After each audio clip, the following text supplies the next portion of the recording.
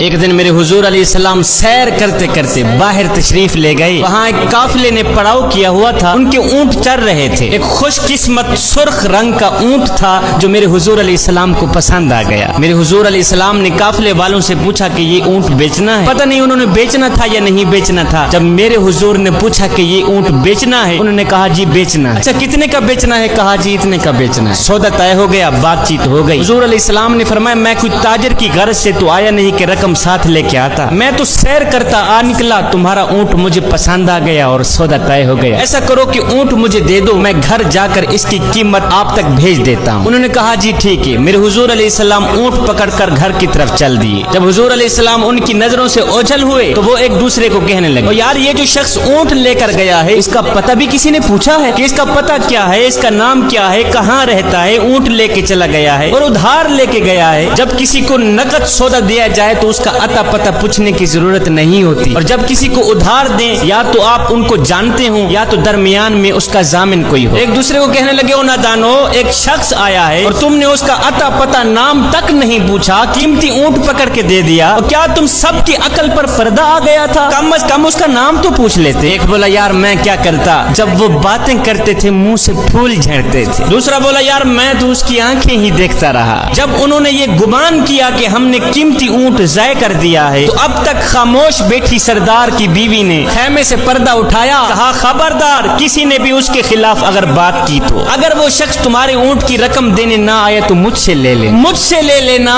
میں اس شخص کی ضامنہ ہوں. انہوں نے کہا اچھا تو اسے جانتی ہے؟ کہا نہیں میں بھی نہیں جانتی. کہا جب جانتی ہی نہیں پھر ضمانت کیسے دے دی؟ کہا جب تم سودا کر رہے تھے تو میں خیمے کے اندر سے دیکھ رہی تھی کہ جس کا چہرہ اتنا خوبصورت ہو وہ جھوٹ بولتا ہی نہیں, وہ دھوکہ دے ہی نہیں سکتا. ابھی تمہارے پیسے آنے والے ہیں. تھوڑی دیر گزری ہی تھی کہ میرے حضور علیہ السلام کے غلام آ گئے پیسے لے کے. کہنے لگے کون ہیں وہ لوگ جس سے ہمارے آقا نے اونٹ خریدا ہے؟ کہا جی ہم لوگ ہیں. صحابہ نے کہا یہ لو تمہارے اونٹ کی رقم, یہ لو تمہارے اونٹ کی قیمت.